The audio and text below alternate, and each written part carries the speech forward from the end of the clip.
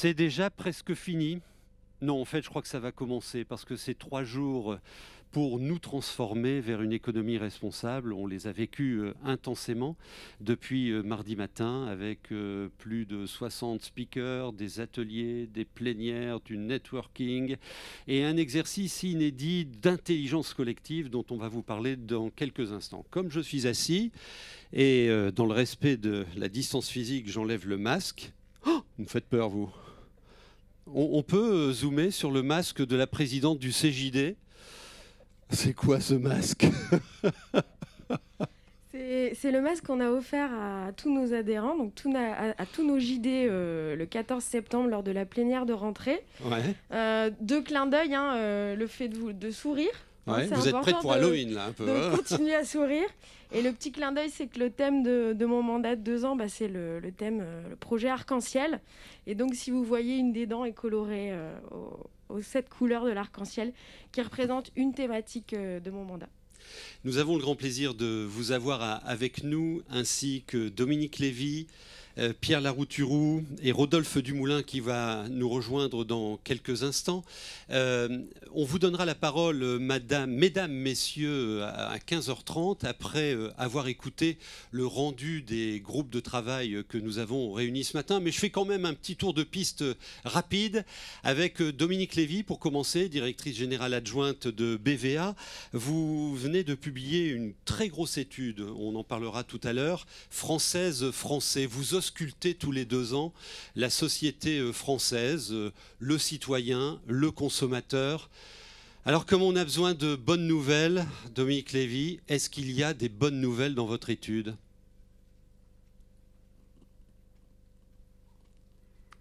Bonjour, merci de faire honneur à cette étude, qui est une étude réalisée pour le compte de la presse quotidienne régionale, qui, je crois, est un média qui est assez bien placé pour nous aider à ausculter la société française dans toute sa diversité géographique.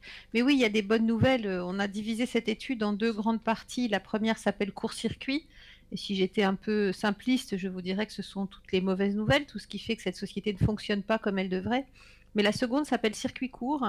Et dans les circuits courts, on voit bien toute la volonté de réduction des distances, qu'il s'agisse de distances sociales, de distances physiques, de distances entre les genres, de distances entre les espèces, qui s'annoncent comme autant de pistes de solutions et de transformation, pas seulement du pays d'ailleurs, ou de la société française, mais plus globalement de transformation de nos modes de vie occidentaux.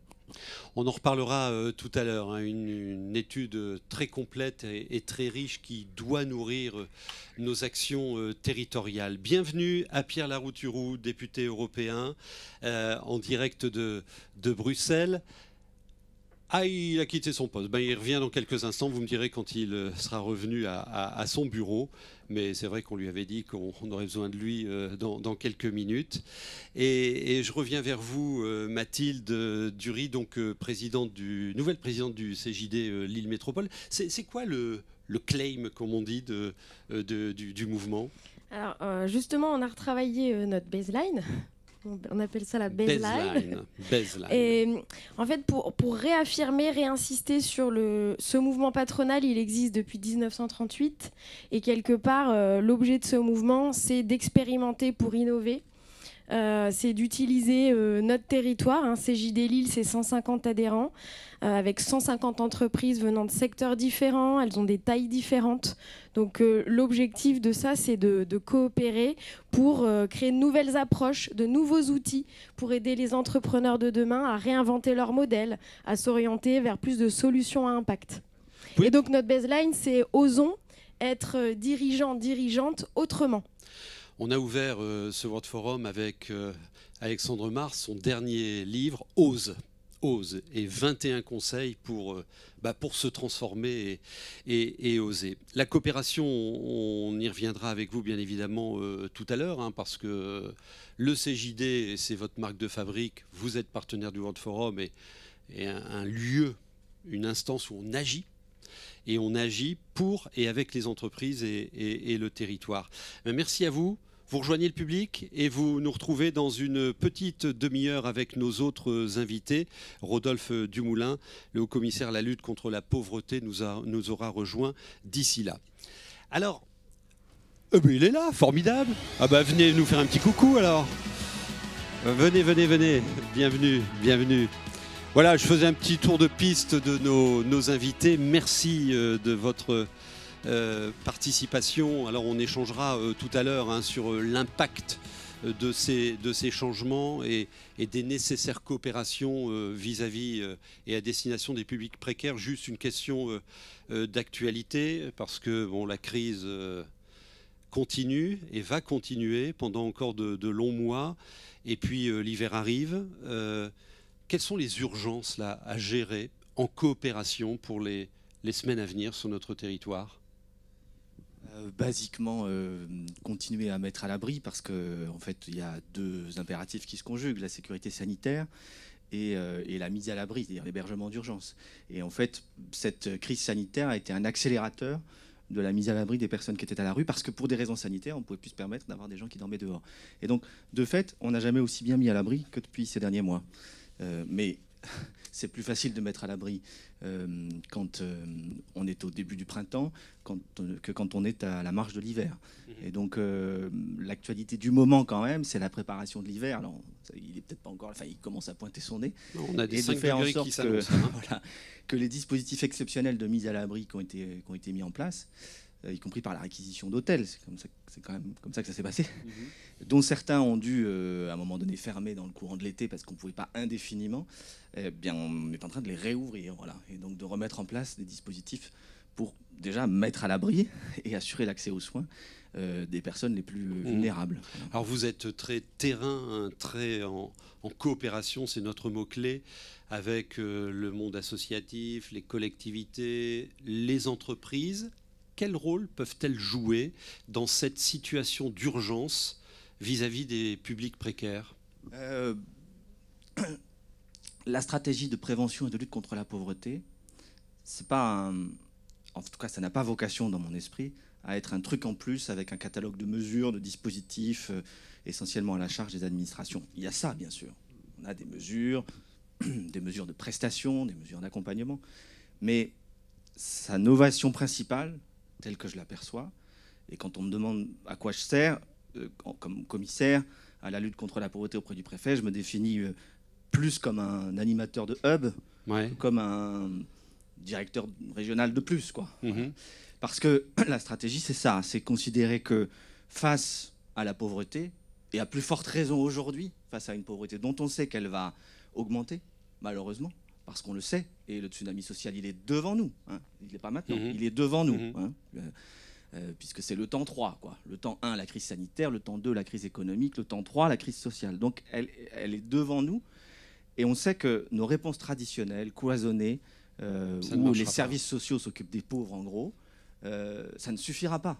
Alors, évidemment qu'une grande partie de mon travail, c'est de mobiliser les services sociaux pour les accompagner, pour venir en appui. Je ne remets pas ça en cause. Mais on voit bien que la clé, elle est dans la coopération entre des acteurs qui, a priori, ne se sentiraient pas forcément les plus responsables de la question de la pauvreté, à commencer par les entreprises, les citoyens eux-mêmes, qui ont une part de la réponse entre leurs mains, quoi, par leur propre. Et ce que vous dites résonne très fort sur l'économie responsable. On en parlera aussi tout à l'heure. Vous allez être à l'écoute de ce qu'on a produit ce matin et on vous retrouve dans une vingtaine de minutes. Merci beaucoup. Merci à vous. Vous pouvez laisser le micro et je vais appeler Sophie Le Tartre, Florence Durier et Thierry Fouquet. Rejoignez-nous, les amis.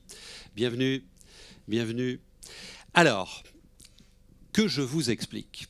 On avait annoncé cette 3e journée de ce 14e World Forum comme une grande journée de travaux pratiques pour appliquer, commencer à concrétiser ce que nous avons appris au cours de ces 2 journées avec des tas de témoignages inspirants. C'est important de se former, de s'informer avant de passer à l'acte. Et donc, ce matin, nous avons réuni une bonne centaine d'acteurs des Hauts-de-France et on a bossé.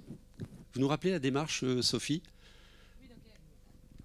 Allez-y. Effectivement, on avait, donc comme on l'avait rappelé ce matin, voulu proposer un espace de dialogue et de coopération aux participants du World Forum pendant toute une matinée autour de 4 thématiques qu'on avait jugées étant parmi celles importantes sur lesquelles il fallait travailler et trouver des solutions multi-acteurs. Donc on avait une centaine de personnes qui étaient connectées en ligne et qui pendant toute la matinée ont été drivées par une équipe de super animateurs qui les ont aidés d'abord à un peu se connaître, et puis à imaginer et à dessiner ensemble des nouvelles solutions. Et puis aussi, ce qui est important, à s'engager et à pouvoir dire comment est-ce que moi, association ou entreprise ou collectivité, je peux participer à résoudre ce défi. On peut me remettre à l'écran l'image que j'ai vue. Voilà, je les ai, les documents. Ça, c'est ce qui a été produit ce matin. Des fiches actions en réponse à des défis que l'on avait soumis au groupe de travail sur 4 champs: l'économie circulaire, santé entreprise, la rénovation énergétique et la jeunesse. Amiens, capitale européenne de la jeunesse. Donc ça a bien bossé. Thierry Fouquet, vous avez animé l'un de ces univers. Et vous, Florence, vous avez participé à ces travaux. Dites-nous juste comment vous l'avez vécu ce moment-là. Qu'est-ce que vous en avez retenu? On commence avec vous? Bien, avec plaisir. Alors, suite aux problématiques posées hier et aux grandes orientations données par Xavier Bertrand, j'avoue que j'ai été surprise par le dynamisme des ateliers, qui n'était pas facilité en étant comme ça à distance. Il y a eu une vraie richesse dans les échanges et qui ont abouti à des solutions concrètes. Les papiers que vous montrez, c'est vraiment des solutions pragmatiques, concrètes, avec des envies et des notions très fortes qui sont ressorties. Alors on en parle beaucoup, mais de la coopération, qui sont vraiment nécessaires sur tous ces domaines, sur l'envie de partager le savoir, les connaissances. Je m'étais noté aussi l'envie de créer des réseaux digitaux, mais aussi physiques. Alors c'est peut-être la crise qu'on vit qui aujourd'hui nous donne encore plus envie de se voir finalement. Et je pense que, donc là je parle plutôt au nom des 100 participants, on a envie qu'il y ait une suite, concrète, qu'il y ait un engagement et puis qu'il y ait des facilitateurs pour que ces solutions émergent. Ce n'était pas juste une matinée de travail, on réclame une suite. Quelle sera la suite, Sophie Le Tartre? Donc nous, en fait, on a organisé cette matinée, et donc Réseau Alliance, qui est une association qui existe depuis 30 ans et avec 400 adhérents aujourd'hui, on vous promet de faciliter en tout cas la rencontre avec les acteurs sur vos territoires qui vont pouvoir vous aider à mettre ces projets en œuvre. Donc voilà, vous allez connecter, connecter tout à fait. les acteurs, les ressources locales avec celles et ceux qui veulent agir. Parce qu'on est allé loin, j'ai les fiches actions, elles seront à votre disposition. On est allé jusqu'à demander les coordonnées précises de ceux qui ont bossé dans les groupes, parce qu'on ne va pas les lâcher. Thierry, comment ça s'est passé ? Écoutez, je pense qu'on vit tous des périodes d'ascenseur émotionnel. Hier soir, ce n'était pas une très bonne nouvelle pour Lille. Et puis chaque jour, moi je les accueille comme une journée de possible. Et ce matin, j'ai pris mon bol d'énergie que je prends régulièrement quand je participe ou que j'anime des séances d'intelligence collective. Alors c'est un mot qui est à la mode, moi je le pratique depuis une vingtaine d'années. Mon espoir principal se nourrit de l'intelligence collective de nos concitoyens, et je ne veux pas donner le résultat de ces différents ateliers parce qu'ils vont être donnés par un certain nombre de porteurs de projets, mais encore une fois, soyons convaincus, nous, décideurs, leaders, où que nous soyons, ne nous passons plus de cette intelligence, de cet engagement. Il y a quand même 100 personnes qui ont décidé de passer une matinée complète sur des problématiques qui les intéressent pour apporter des solutions. Comment peut-on, dans cette situation d'une complexité folle, se passer de ces circuits courts, pour reprendre cette magnifique expression que la directrice générale adjointe a. Voilà, c'est du circuit court humain, et surtout, c'est pas parce qu'on est dans la distance, et ça c'est le responsable d'une entreprise événementielle qui le dit, soyons en distance sans distance. Et je peux vous dire que ce matin, les échanges, ils étaient vraiment sans distance et très productifs et pleins d'énergie.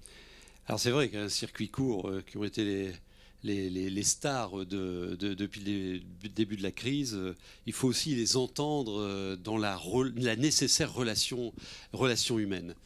Merci beaucoup. Ça vous nourrit, ça, ce genre de démarche? Parce qu'on y passe du temps quand même. Pendant ce temps-là, on ne consigne pas les bouteilles.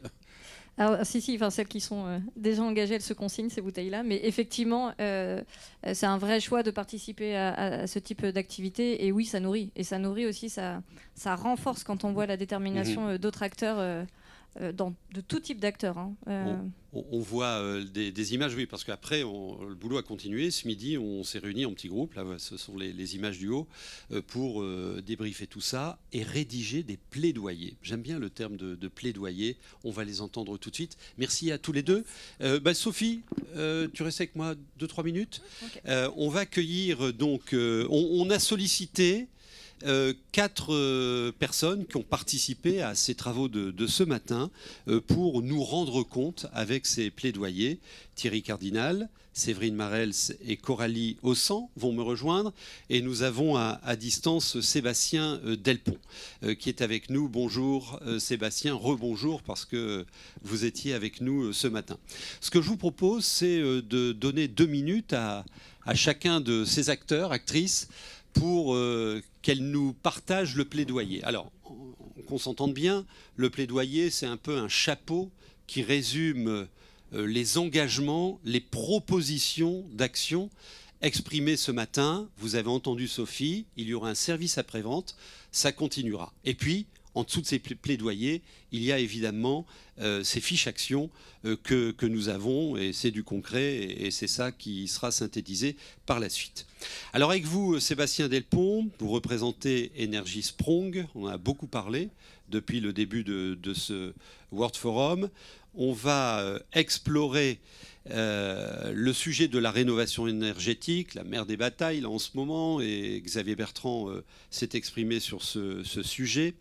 Comment s'engager et innover grâce à la coopération? Quel plaidoyer vous nous proposez? Bonjour à tous. Ce plaidoyer, c'est qu'il y a une volonté effectivement de changer d'échelle en termes de rénovation énergétique. On a beaucoup de solutions réussies qui existent dans les Hauts-de-France et aussi ailleurs en Europe, aux Pays-Bas, en Angleterre, en Allemagne. Et maintenant, c'est le temps de passer des démonstrateurs à ce changement d'échelle. Il y a des coopérations à mener, des mobilisations à activer pour ce devis immense, plus de 460 000 ménages en précarité énergétique dans les Hauts-de-France. Donc maintenant, voilà, ce sur quoi on travaille les ateliers, c'est quelles solutions pour, premier sujet, travailler sur l'industrialisation de ces rénovations, parce qu'à problème industriel, réponse industrielle, à la formation, parce que c'est à la fois des métiers traditionnels à réinventer, dans l'artisanat, dans l'architecture, dans le BTP, et à la fois des nouveaux métiers, ces nouveaux métiers d'industriels de la rénovation. Et après, arriver à aider à rendre plus lisibles et plus accessibles les aides financières et les informations. Parce qu'aujourd'hui, l'expérience usagée de la rénovation, c'est plus du 400 mètres haies que du toboggan. Donc ensuite, maintenant, pour de façon concrète, proposer aux professionnels de la construction, des maîtres d'œuvre, des bailleurs sociaux, d'arriver à co-construire et fiabiliser quelques standards techniques de la rénovation. Aujourd'hui, l'industrie, c'est le standard. Et donc, arriver à demain à avoir ces formats S, M, L, XL des rénovations. C'est ça qui a fait le succès de l'industrie textile du Nord. Il y a aussi des standards dans l'automobile. Et maintenant, il faut qu'on ose inventer ces standards pour arriver à développer ces solutions industrielles qui sauront s'adapter à différentes typologies d'habitat. Une Yaris, ce n'est pas un monospace. On ne traitera pas les bâtis de la même façon. Mais on a besoin de ces standards pour avancer. Et l'autre proposition forte, c'est qu'une fois que ces grands standards ont été élaborés, c'est de développer un catalogue de solutions accessibles à l'ensemble des acteurs de la filière et que tous pourront intégrer à partir du moment où ils rentrent dans ces cases, parce que telle start-up, telle entreprise traditionnelle, tels artisans auront développé des solutions pour ce standard. Et ensuite, il y aura un gros travail d'arriver à accompagner la montée en compétences de parcours de formation pour que tout artisan, tout plombier, tout plaquiste soit capable de les mettre en œuvre, ces solutions, dans cette logique de collaboration et de coordination des différents métiers qu'il faut pour la réussite de cette réinvention, réhabilitation des logements des quartiers. Avec des interlocuteurs qui vont les aider dans des guichets uniques à rentrer dans ce parcours pour promouvoir ces interventions à grande échelle. Merci beaucoup. On est persuadé que cet élan peut réussir avec un commando de 15 personnes qui œuvrent pendant 6 mois pour garantir cette mise en œuvre, avec un gros travail qui sera fait de cartographie des bâtis de la région pour arriver à bien mettre cet équilibre offre-demande et générer tout l'impact économique, sociétal et environnemental qu'on souhaite à notre belle région. Merci beaucoup.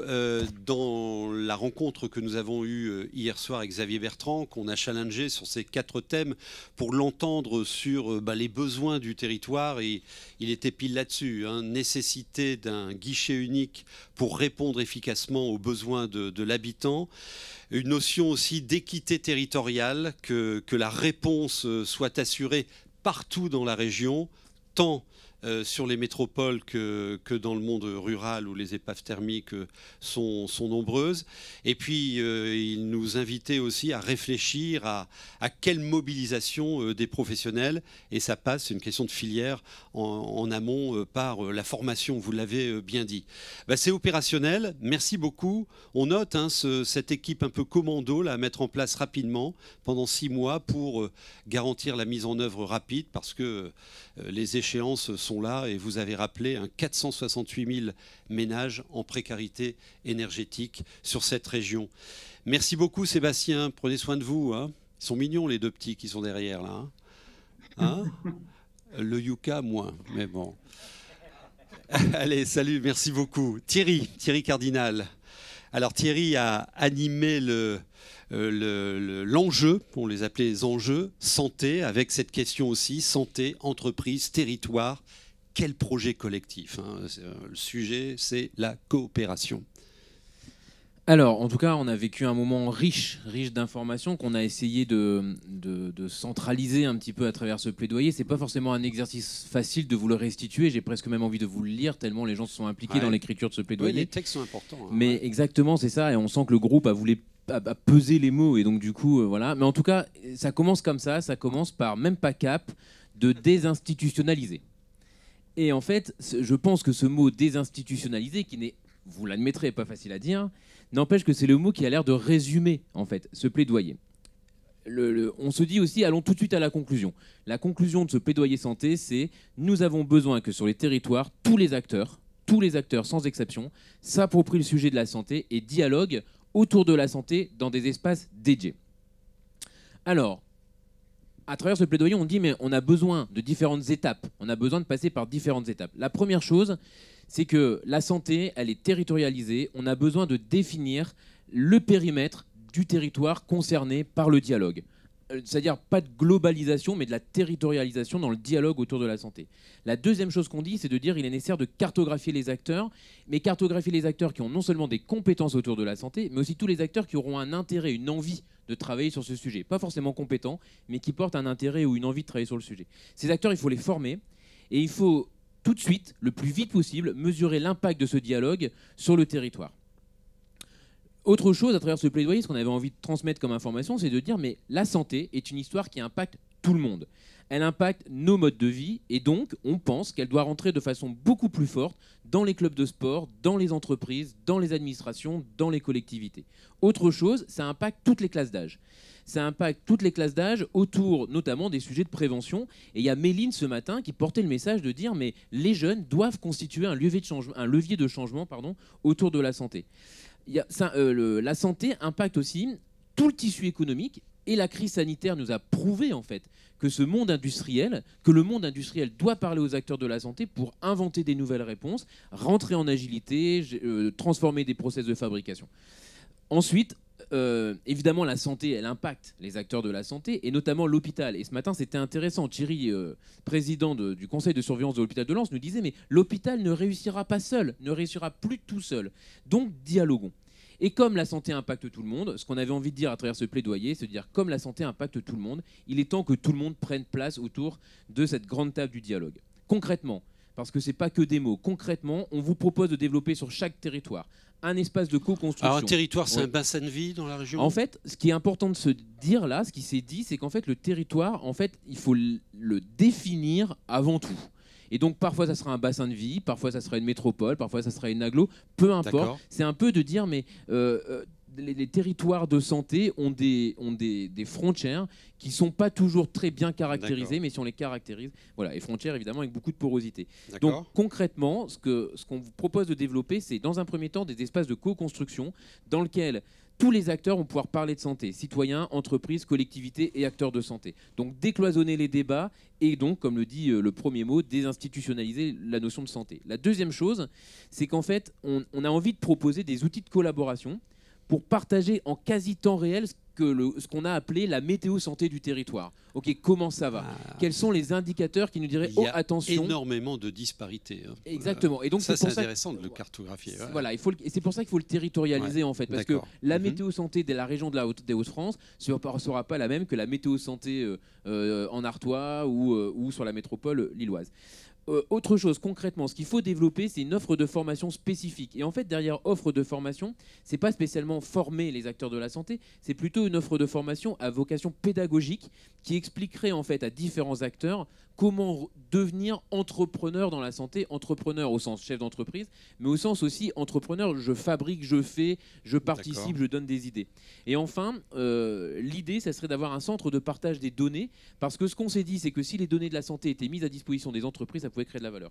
Et je conclus en disant qu'en fait, on a des bonnes nouvelles, plein de bonnes nouvelles, mais on a deux bonnes nouvelles que je voulais conclure comme ça. C'est de dire, en fait, ce matin, il y a des personnes qui se sont engagées, qui ont dit, mais moi, je m'appelle Henri, moi, je suis Jérôme, moi, je suis Thomas, je lève la main. Et donc, du coup, si jamais vous avez envie d'avancer, recontactez-moi et je suis à votre disposition pour continuer. Et la deuxième bonne nouvelle, c'est que l'hôpital de Lens a aussi levé la main et a dit, mais attendez, si jamais vous faites quelque chose et que je peux être un terreau d'expérimentation, eh ben, appelez-moi, je le ferai avec plaisir. Donc ça, c'est deux très bonnes nouvelles.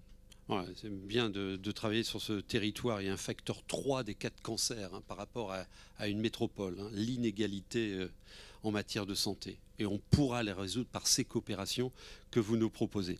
Merci beaucoup. On passe au troisième thème, l'économie circulaire.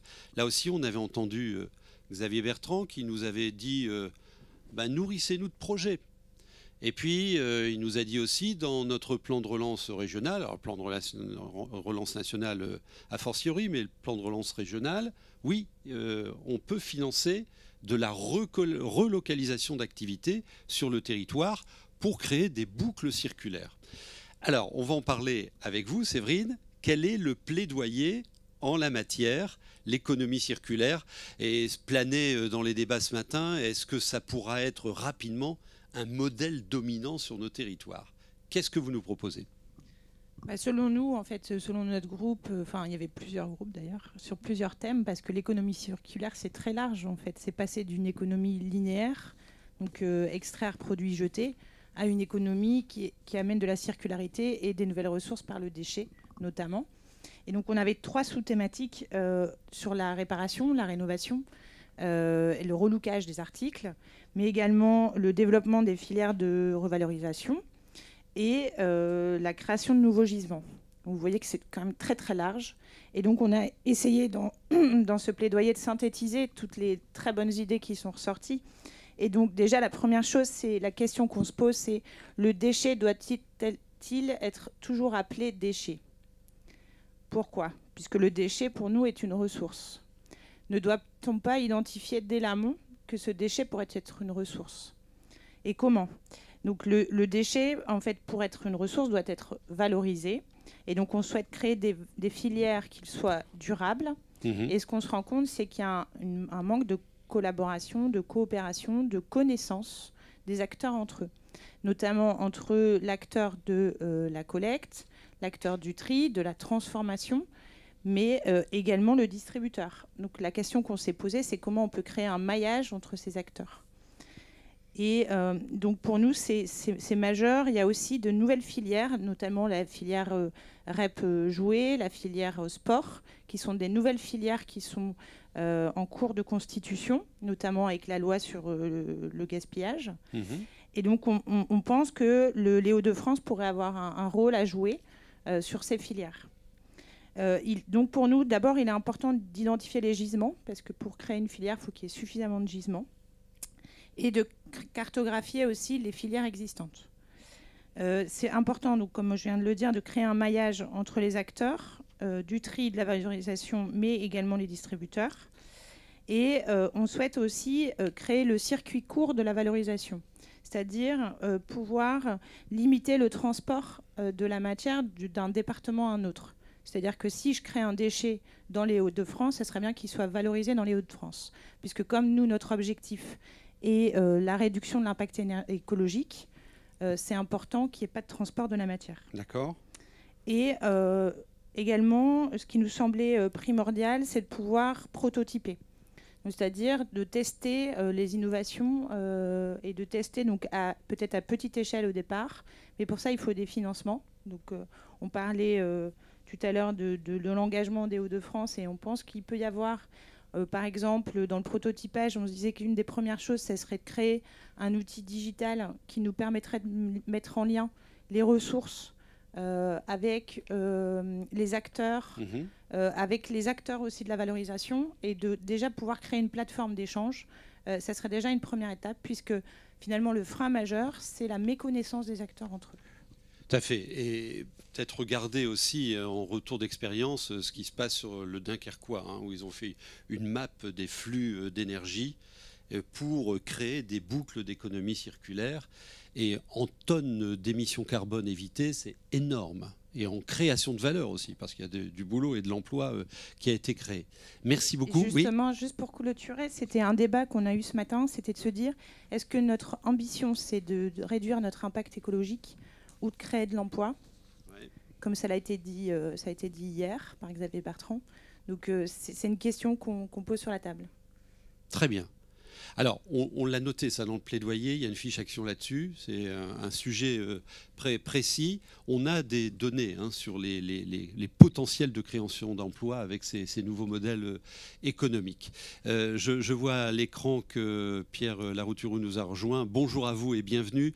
Je suis avec vous dans moins de 4 minutes, le temps d'aborder le dernier thème sur lequel on a travaillé ce matin, et pas des moindres. Il est un peu transverse d'ailleurs ce thème, c'est la jeunesse. Alors on est tous jeunes, hein. Bon, vous, depuis un peu plus longtemps que d'autres. Mais, selon une parole d'un homme célèbre du World Forum. Ouais, on a mis ce sujet sur la table. Amiens, capitale européenne de la jeunesse, ils avaient prévu des tas de trucs, et puis voilà quoi. Hein. Donc on s'est dit, il faut qu'on mette ce sujet en thème principal de nos travaux. Et on va en parler avec vous, Coralie. Alors le plaidoyer, même chose, et il y a 3 fiches actions précises là, qui viennent illustrer ce plaidoyer. En fait, on est parti d'un constat, c'est qu'il y a 700 000 jeunes qui se retrouvent sur le marché du travail chaque année et que dans leur recherche d'emploi, le critère du salaire ou du job n'entre plus forcément en critère principal dans cette recherche. Maintenant, il y a la quête de sens et beaucoup de jeunes qui disent rechercher un emploi qui a du sens pour eux. Alors le sens, chacun a un peu sa définition. Voilà, il y a tout ce qui est équilibre vie perso, vie pro. Il y a également s'engager dans une entreprise qui a les mêmes valeurs que soi, de protection de l'environnement, par exemple, ou d'action sociétale. On va également avoir des questions sur voilà, la relation de confiance qu'il peut y avoir avec son manager, le fait qu'on n'ait plus à subir, mais à agir dans l'entreprise, être écouté. Enfin, voilà, c'est vraiment des choses qui rentrent vraiment en compte dans les critères des jeunes actuellement. Et puis, de l'autre côté, on a fait le constat qu'il y avait également des entreprises, mais qui, elles, avaient du mal à recruter, qui peinaient à trouver des nouveaux talents ou à fidéliser leurs jeunes salariés. Donc, on s'est posé la question, du coup, comment on pouvait résoudre cette équation entre les attentes des jeunes et les besoins des entreprises. Et donc, les 3 groupes qui se sont réunis ont tous été d'accord sur une seule et même solution, c'est que, du coup, il fallait créer du lien entre les jeunes et les acteurs économiques. Alors déjà, on s'est posé la question, déjà définir qu'est-ce qu'un jeune. Qu'est-ce qu'un jeune ? Voilà. Donc, toi, le jeune. Voilà, on s'est fixé déjà comme limite d'âge 30 ans. Donc, je suis désolée pour tous ceux qui ont plus de 30 ans. Cette réunion est terminée. Je savais que ça allait mal finir. Voilà, parce que souvent on s'imagine un jeune, un étudiant, un collégien, mais en fait un jeune ça peut être aussi un jeune salarié, hein, ça peut être quelqu'un qui travaille déjà, qui est dans le monde actif. Et puis souvent on a aussi cette image que voilà, c'est aux jeunes aussi de construire son propre avenir, c'est à lui aussi d'imaginer son monde. Mais en fait, on s'est dit que tous les acteurs étaient responsables de la jeunesse, de son insertion et de sa réussite. Et donc, tous les acteurs, ça y compris aussi les dirigeants, les salariés, les professionnels, les politiques, et qu'on devait tous se réunir et créer du lien tous ensemble. Alors ça, c'est la première ambition. Voilà. Bon. Donc il faudra voir aussi, hein, j'ai vu dans les fiches, il y a des propositions concrètes autour de ça. Il y a un deuxième défi sur lequel vous avez travaillé. Quand vous dites donner leur place aux jeunes, est-ce que vous êtes allé sur des idées comme quelle place au moins de 30 ans dans les comités de direction, par exemple? Tout à fait, voilà. Ouais. On a dans imaginé... les collectivités, les élus? Tout à fait. On a imaginé, par exemple, un système de parrainage où les membres, les représentants des comités décisionnaires pourraient avoir un jeune, soit un jeune salarié de leur propre entreprise ou un jeune, un lycéen, un étudiant, déjà pour faire découvrir le mode de fonctionnement d'un comité, d'un comité décisionnaire. Parce que souvent, on a un peu quand même l'image d'une réunion un peu longue avec des gens qui discutent pendant des heures et du coup, c'est pas forcément attrayant pour un jeune. Et puis, je pense que pour les décisionnaires, ça leur permet aussi de se confronter à la vie de la jeunesse, à voir leur point de vue, que souvent on entend peu. Très bien. Merci beaucoup. Qu'est-ce qu'ils en pensent, les jeunes? Ah non, vous n'avez plus de 30 ans. Là, vous en pensez quoi? Moi, 30 ans, Sophie. Merci, Jean-Michel. Ouais, c'est super. C'est vrai que c'est un vrai sujet transversal et c'est super de voir ces solutions qui ont été imaginées. Moi, ce que j'aime beaucoup dans les plaidoyers qu'on entend, c'est que, en fait, pour préparer ces ateliers, on s'est entouré de 4 groupes de travail.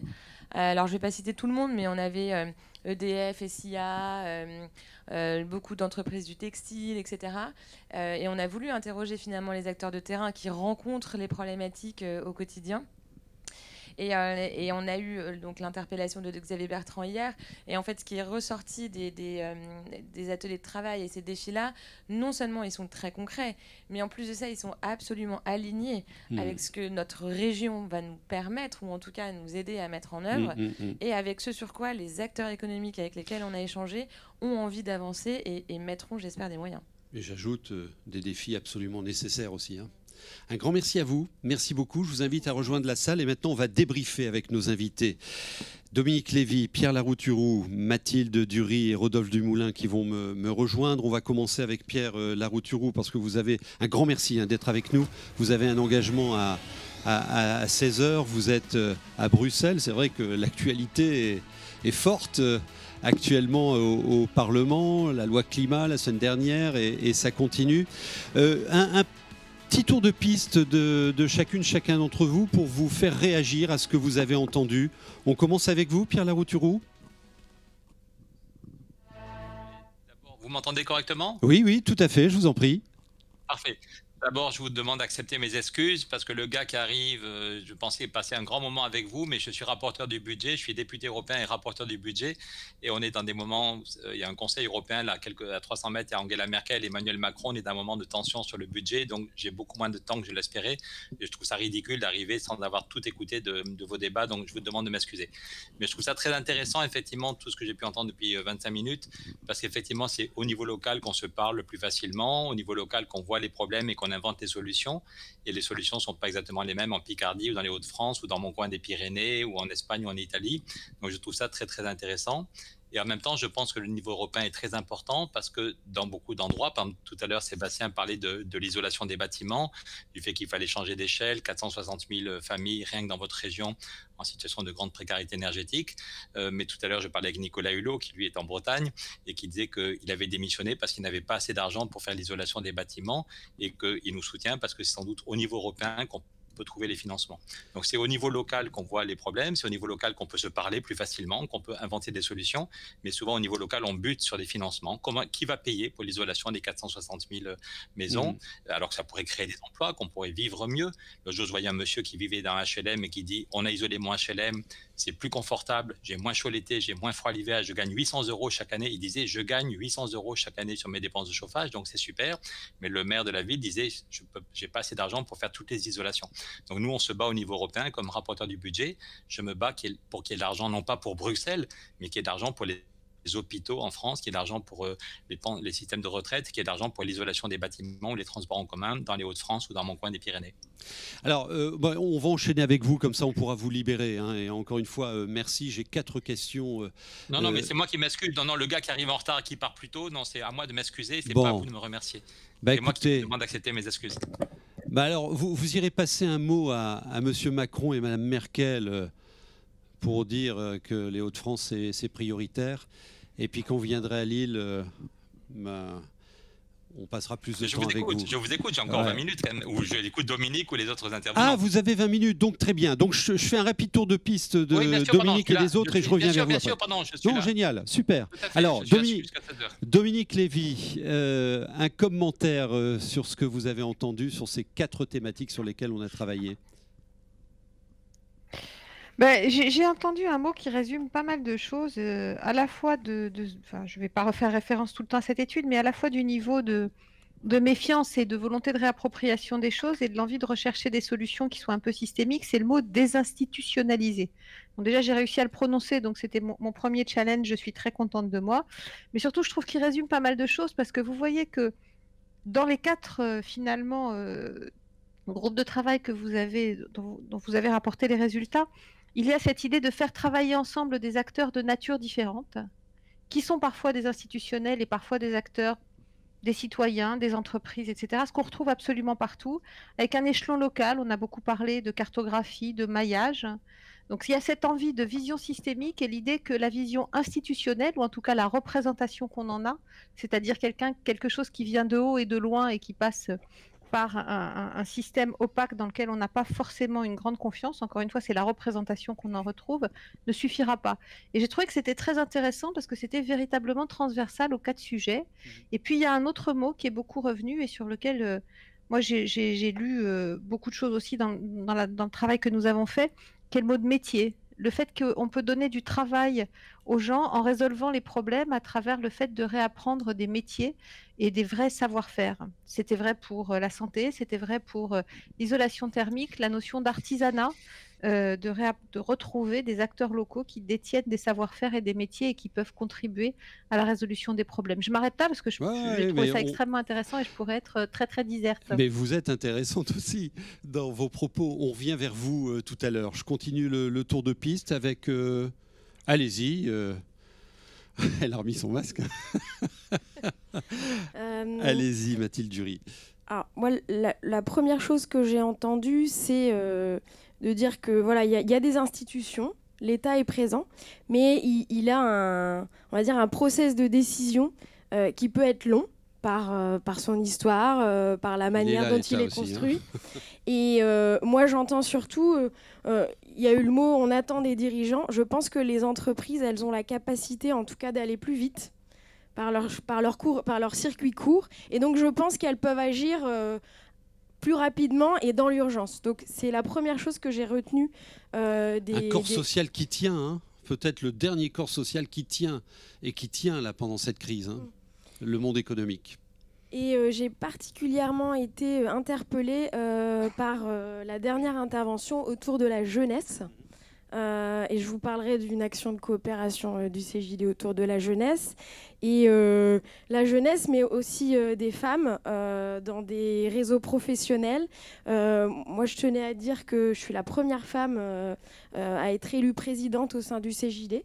Je suis dans le comité de direction de Nord6. On essaie d'avoir, en tant qu'entreprise responsable, société à mission, voilà, de faire en sorte que les jeunes soient une partie prenante dans tous nos dispositifs de gouvernance. On parle beaucoup de diversité, de non-discrimination. Ça passe justement par mélanger des gens qui ont des regards différents. Là, j'en fais partie, mais au sein du CJD, c'est la taille des entreprises, c'est les différents secteurs d'activité. Je pense que c'est important. En fait, on avance quand on confronte des regards différents. On n'avance pas quand on est tous d'accord. Oser la jeunesse. Merci. Allez, on termine le premier tour de piste. Après, je reviens vers Pierre.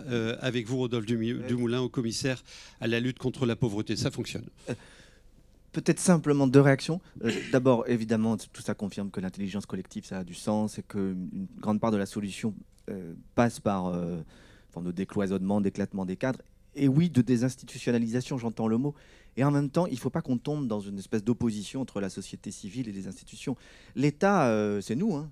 C'est pas un machin, c'est le corps social dont vous parlez à l'instant. Donc il faut que ce décloisonnement contribue aussi à conforter les institutions avec un grand I, qui sont le corps social collectif, et à renouveler l'action publique portée collectivement. Et puis, c'est ma déformation professionnelle, mais à chaque fois que j'ai entendu sur les 4 thématiques, là, évidemment, des choses intéressantes, ma question à chaque fois, c'est quid des plus pauvres là-dedans, voilà. Et cette désinstitutionnalisation, cette intelligence collective n'a de sens que si, au bout du compte, elle sert les plus pauvres, voilà. Et que pour moi, c'est le critère du bout qui fait que, sinon, on est dans du délire de bobo intéressant qui parle d'économie collaborative, d'économie circulaire, de précarité énergétique, dont on sait qu'elle est tout sauf accessible aujourd'hui aux plus pauvres. Et donc, c'est ça l'objectif, quoi. Et à ce critère-là, on fait des choses dans la durée. Mais tout est là pour le faire, quoi. Merci beaucoup. Alors, je reviens vers Pierre Larouturou, l'homme de la Banque du Climat. 4 questions à vous poser, Pierre Larouturou. Le thème de notre 14e World Forum, c'est Save the Last Chance. Vous vous êtes exprimé récemment, et y compris dans votre dernier bouquin, sur une nécessité de chocs radicaux, de se transformer radicalement. Est-ce que vous pouvez nous dire quelles sont les radicalités possibles et urgentes à mettre en place ? Oui, moi, ce qui m'énerve, c'est qu'avant de faire la politique, j'étais chez Accenture, Arthur Andersen, dans l'unité conduite du changement, et on passait notre temps à parler de disruption, de re-engineering. On expliquait qu'une entreprise qui n'est pas capable de tout réinventer, elle va mourir dans quelques années. Et effectivement, dans les entreprises, dans les associations, on est capable d'inventer de façon considérable. En matière technique, on a tous des petits bijoux technologiques maintenant, alors qu'il y a 20 ans, on avait tous des vieux téléphones à fil. Voilà. Donc, en médecine, ils sont capables, on a fait des bonds de géants pour soigner quelques maladies. Et par contre, en matière politique, on continue à mettre des rustines. Or, il y a des domaines, si on veut lutter vraiment contre la pauvreté, comme l'a dit Rodolphe, on ne peut pas se contenter, moi j'étais longtemps militant à TD Carmonde, on ne peut pas se contenter de bonnes intentions ou de faire moins mal que d'autres pays. Il y a un besoin de changement radical pour permettre à tous de vivre dignement.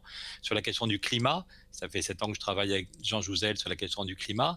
Si on n'agit pas très très vite, les climatologues disent que franchement, ce sera foutu. C'est comme sur un toboggan.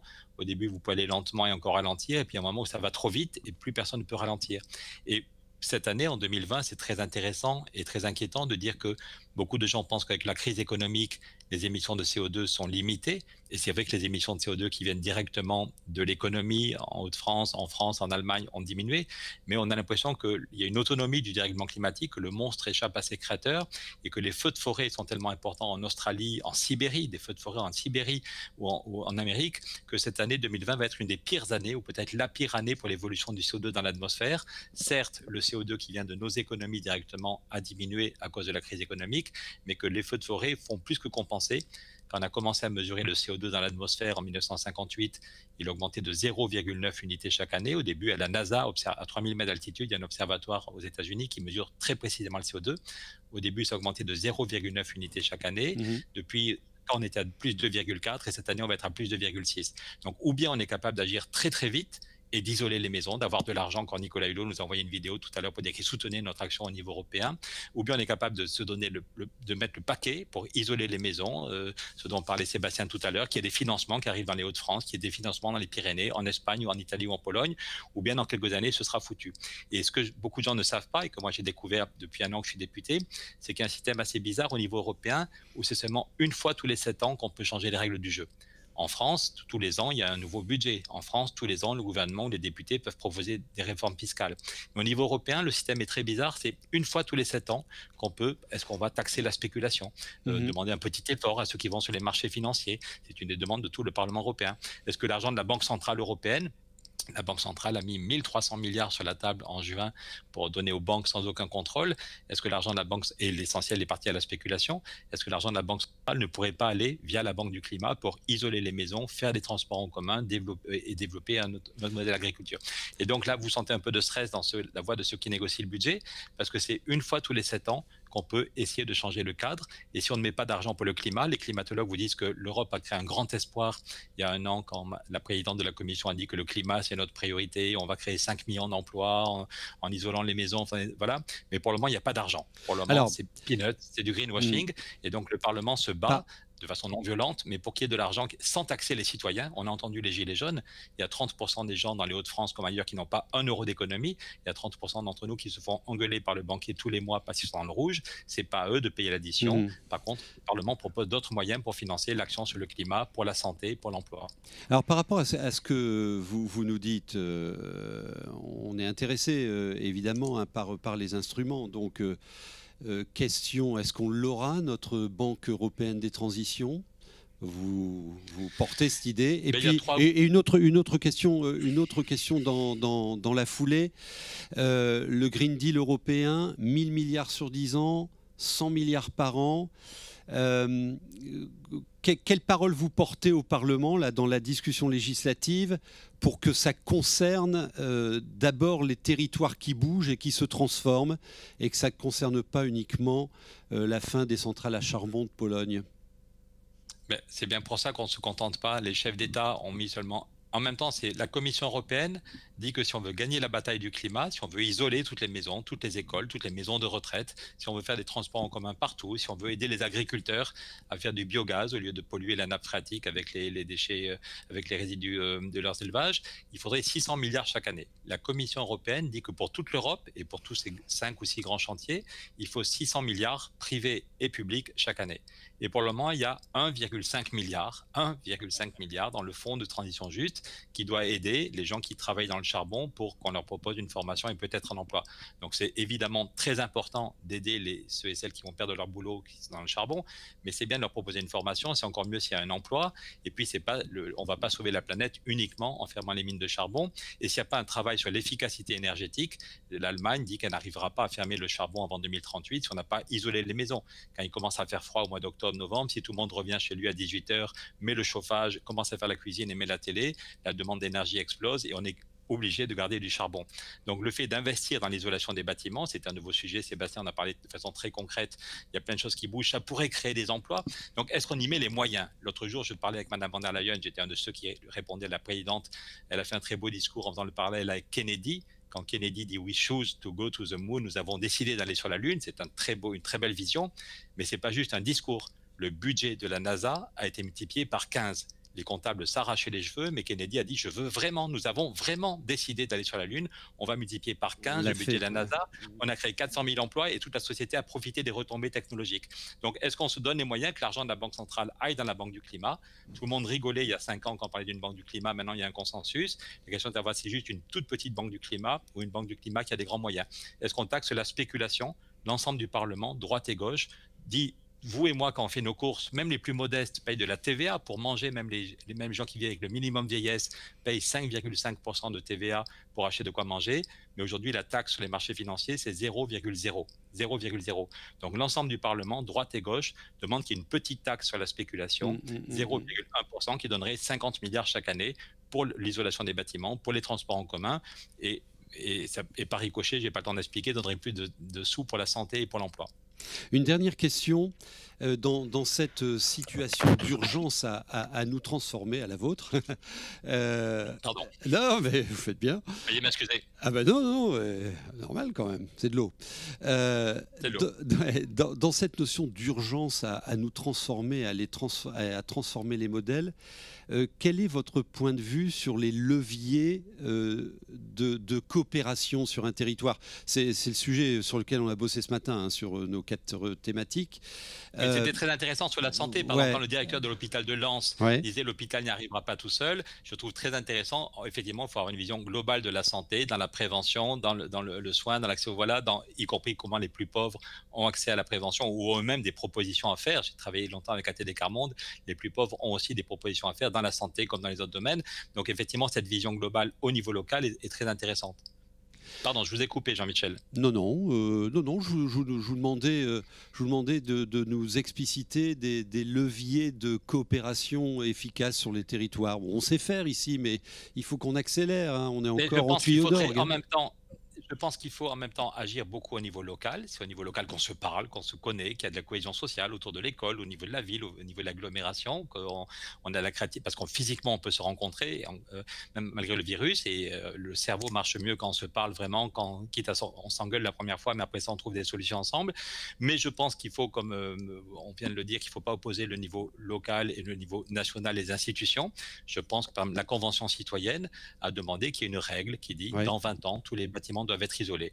Et ça n'est possible de dire que dans 20 ans, tous les bâtiments sont isolés que s'il y a des financements. Parce que si vous demandez pour faire une isolation correcte, c'est 20 000 ou 25 000 euros. Si vous rendez obligatoire l'isolation sans aide financière, il y a des millions de gens qui vont grogner. Pour être polis, ils auront raison. Donc, c'est au niveau local qu'on invente des solutions. C'est au niveau local qu'on se met ensemble. C'est au niveau national qu'on peut dire, voilà, dans 20 ans, tous les bâtiments doivent être isolés. Et le niveau européen peut beaucoup aider pour trouver des financements et dire chaque famille, au moins la moitié de la facture de l'isolation sera payée. Vous recevrez un chèque avec le logo de l'Europe et pour les plus modestes, ce sera 90% de la facture qui sera payée par des aides. Et le reste, ils feront des économies sur leurs dépenses de chauffage, ils pourront rembourser un petit prêt. Donc je pense qu'il faut articuler au moins ces trois niveaux, le niveau local et régional, le niveau national et le niveau européen. Merci beaucoup Pierre Larouturou. On vous laisse repartir merci à vous. à vos débats. Non, mais merci de votre présence surtout. Merci. À Dominique bientôt. Lévy. Au revoir. À bientôt. Dominique Lévy. Donc je rappelle cette enquête français, la raison d'être. La raison d'être avec 3000 personnes interrogées fin 2019. C'est important de préciser la période. Et puis vous avez réinterrogé le mois dernier. Ah, très bien. Et vous avez aussi, alors les chiffres sont vertigineux, analysé 110 millions d'articles de la PQR, 33 milliards de mots. J'ai 4 questions à vous poser. La première, vous l'avez un peu évoquée tout à l'heure, mais on y revient parce que c'est au cœur de nos problématiques.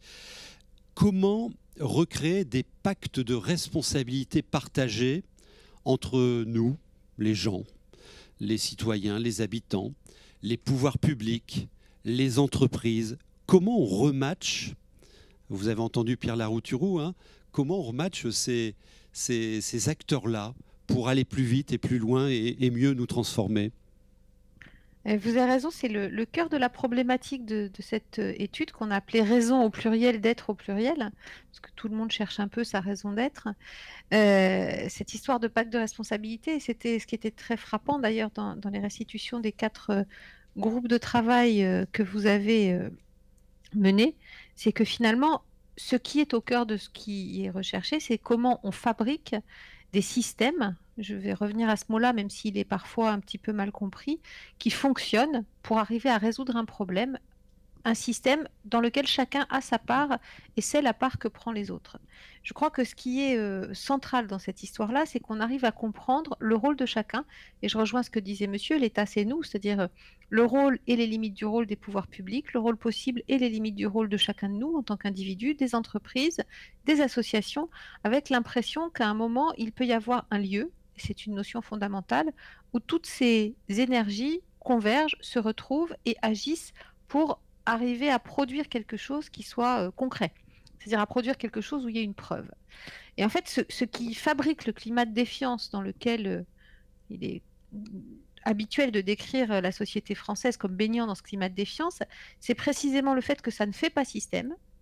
On a l'impression qu'il y a des choses qui pourraient converger, qui pourraient régler des problèmes, mais qui ne se parlent pas, et qu'il n'y a pas de lieu où ça se passe. Et cette notion de lieu est vraiment fondamentale dans l'étude, parce que ce qu'on voit comme étant l'aspiration première, c'est à relocaliser les problématiques de manière à pouvoir les traiter à hauteur d'homme, et justement à retrouver des dimensions de problématiques et de résolutions qui soient appréhensibles par notre intelligence à chacun et notre intelligence collective.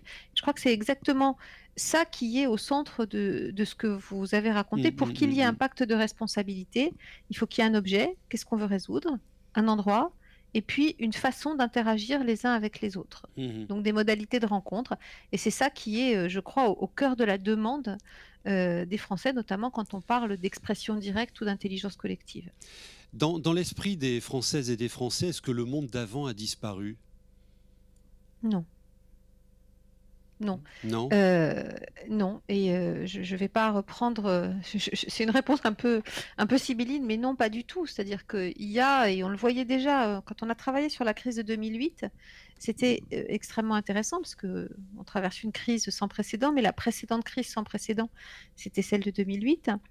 Et on voyait au tout début de la crise ce mélange de peur et d'espoir, c'est-à-dire l'idée que le système financier se cassant la figure, il allait peut-être vers son crépuscule et que peut-être quelque chose de positif, une intelligence nouvelle pouvait naître dans cette période qui était déjà perçue comme extrêmement chaotique.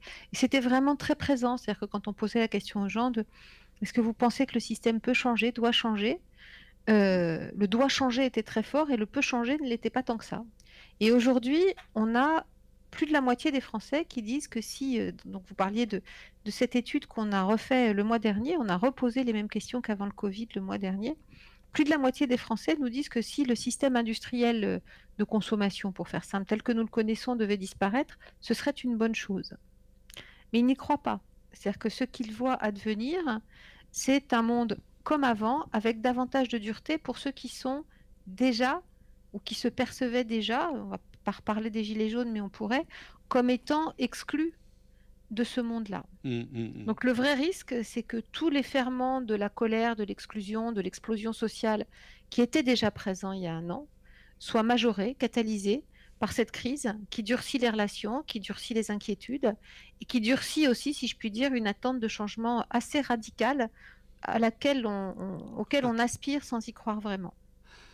Un jour, je vous présenterai des potes qui sont dans la salle, qui ont créé une initiative incroyable qui s'appelle Croisons le fer. Et justement, partant de ces constats de faire de risque... FAIRE. Bien sûr. Oui, évidemment. C'est exactement ça. Ouais. Alors, Rodolphe Dumoulin, je reviens vers vous tout de suite, Dominique, sur ces constats de cette enquête. Un commentaire ? J'en suis convaincu. Et je trouve que sur les 4 exemples qui ont été... les 4 sujets qui ont été investis, on voit bien que la recherche de solutions, et avec mon prisme, désolé, l'impact sur les plus pauvres, on voit bien que la solution, elle vient de la reconnexion entre des acteurs qui, visiblement, ont intérêt à collaborer là où ils ne se sentent pas forcément investis d'une responsabilité commune. Je prends juste les 4. Sur la question de la santé, profondément d'actualité aujourd'hui. Je le disais à Thierry là, en vous écoutant. Vous savez que le nombre de cas de Covid passe du simple au double entre Lille et Roubaix, à l'intérieur même de la métropole européenne de Lille. C'est dire combien le gradient social est un gradient mais fondamental. Et que derrière ces questions de contamination, il y a donc des questions sociales, culturelles, aussi culturelles, osons le dire. Il y a des sujets de comportement, de communauté, et qui fait que le rapport à l'autre, le rapport à la vie n'est pas le même. Et que ça produit ça. Voilà. Et que donc, la question aujourd'hui de la santé, elle est devenue d'abord, enfin, pas que, mais en tout cas en grande partie, une question sociale. Et que la question de la médiation sanitaire, de l'aller vers, la question de poser la question du non-recours qui s'est accélérée d'une façon phénoménale depuis ces derniers mois sur les pathologies non-Covid. Ça, c'est un des dommages collatéraux quand même de la Covid, est devenu fondamental. Et que donc l'alliance santé-sociale est devenue incontournable. Même chose sur la question de la jeunesse. Moi, je m'intéresse beaucoup en ce moment parce que dans la stratégie pauvreté, on a une obsession, et le plan de relance aussi l'a reposé, sur les jeunes sans solution. C'est-à-dire que les NEETs, les fameux les jeunes qui sont nulle part, qui sont ni à l'école, ni en entreprise. Et on le voit bien que là où on réussit petitement des choses, c'est là où on est justement en train de construire des SAS, des zones nouvelles, où on n'est plus à l'école et pas encore en entreprise.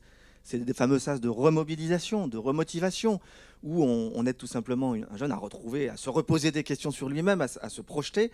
Et ça demande que l'école, l'éducation nationale, je vais vous quitter dans un quart d'heure pour rejoindre l'éducation nationale, qui découvre peut-être comme jamais qu'elle a peut-être besoin d'autres relais dans la société pour ramener à l'école les gamins qui ne sont pas revenus ou qui reviennent qu'à moitié. Donc là, je vais animer une réunion avec les centres sociaux et l'éducation nationale parce qu'on se retrouve, on découvre que la question de l'alliance éducative n'est pas qu'une affaire d'enseignants, loin de là. Voilà. Et que donc, voilà, c'est aussi des cas à exposer. Ça veut dire que les enseignants découvrent plus que jamais qu'ils ont besoin des centres sociaux, qu'ils ont besoin des relais sociaux sur le quartier, si on veut débloquer ça. Même chose sur les questions environnementales, si on a évoqué. Alors, par rapport à ça de Dominique Lévy, qu'est-ce que dit l'enquête sur comment on s'y prend pour créer du circuit court entre citoyens et entreprises, entreprises et la cité, l'entreprise. Le président du World Forum, Jean-Pierre Le Tartre, je vais conclure avec lui dans une vingtaine de minutes, disant en ouverture, on a compris depuis bien longtemps que l'entreprise avait d'autres vocations que de suivre un business plan, de réaliser des profits qui restent dans sa génétique, bien sûr. Hein. Mais maintenant, elle s'engage, elle doit s'engager sur tous ces champs-là.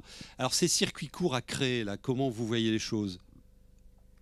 La figure de l'entreprise, elle est relativement ambiguë, je dois dire, dans ce qu'on voit dans l'enquête, parce que les gens ce que nous en comprenons, c'est que les gens font une différence assez importante entre la petite entreprise et la grande entreprise.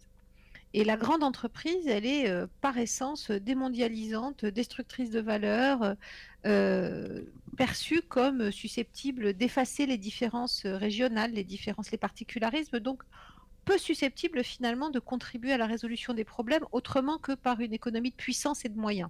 C'est-à-dire que ce dont elle est créditée, c'est d'avoir des moyens, beaucoup de moyens.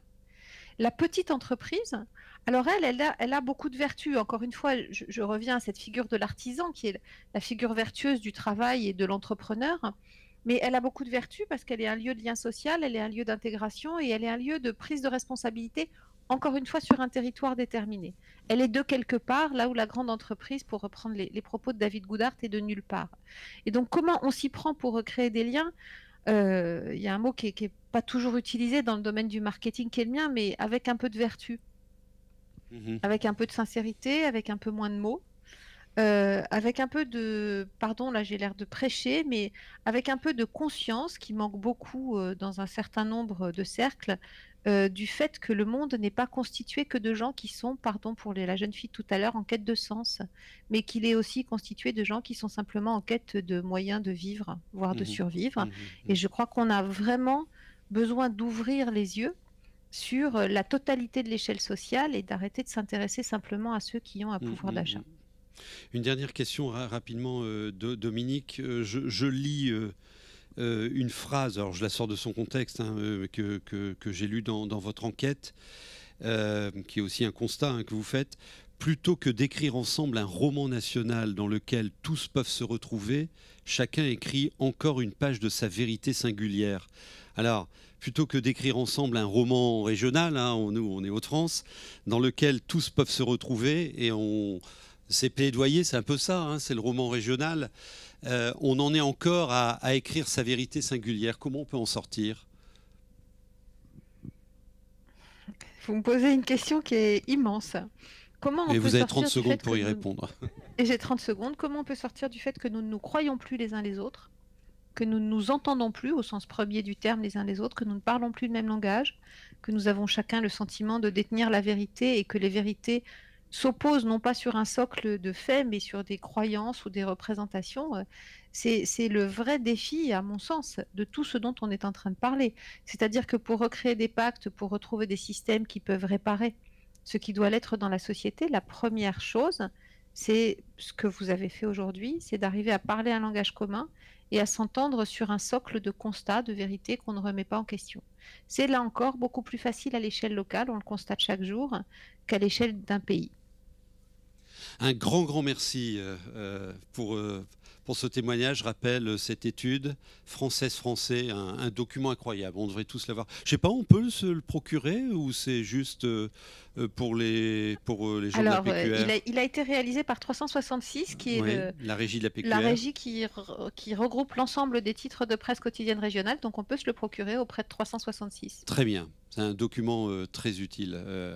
Avec plein d'enseignements qui peuvent nourrir nos actions. Mais merci à vous, et si vous le souhaitez, restez encore quelques instants. Ils vous applaudissent ici, tiens. C'est gentil. Merci beaucoup, Dominique. Je suis applaudi sans sortir de ma chambre. C'est très local, Rodolphe Dumoulin, qu'est-ce qu'on peut faire ensemble alors pour éradiquer, réduire, atténuer ces pauvretés du territoire? Qu'est-ce qu'on peut faire ensemble, État, entreprises, citoyens? C'est le cœur du sujet. Quelle coopération on peut mener? Sur les 4, encore une fois, exemples très concrètes qui ont été abordés, moi, je trouve que les leviers qui ont été identifiés sont les bons ferments, à condition, encore une fois, qu'on les mette à l'épreuve de leur impact sur les plus pauvres. Donc on a parlé de santé, où on voit que la question est bien une question de coopération. On a parlé de jeunesse. Sur les autres sujets qui ont été évoqués aussi, c'est pareil. Sur la précarité énergétique, le comble de la lutte contre la précarité énergétique aujourd'hui, c'est qu'elle n'est pas accessible aux plus précaires, ou insuffisamment. Et qu'on a un réflexe, et je dis on en me mettant dans la grande famille des services sociaux dont je viens aussi, enfin je ne suis pas là par hasard, de rembourser des factures impayées d'énergie, 1 fois, 2 fois, 3 fois, 4 fois, sans avoir à un moment donné le réflexe de se dire on va peut-être arrêter de rembourser la facture et on va peut-être se poser la question de savoir si il y a le patron d'EDF qui est juste devant vous là. Mais vous connaissez les montants des fonds sociaux qui sont engagés là-dessus et à l'évidence les travailleurs sociaux n'ont pas totalement intégré suffisamment ce réflexe consistant à se dire au bout de la 3e, 4e facture qu'on apure sur les fonds sociaux dédiés, on essaye de faire autrement, quoi, et de se poser la question, parce qu'on considère en gros que ces trucs-là ne sont pas encore suffisamment accessibles aux plus pauvres, à tort ou à raison d'ailleurs. Hein. Donc ça veut dire qu'il y a vraiment des questions, des curseurs à déplacer, quoi. Et de la même façon sur l'économie du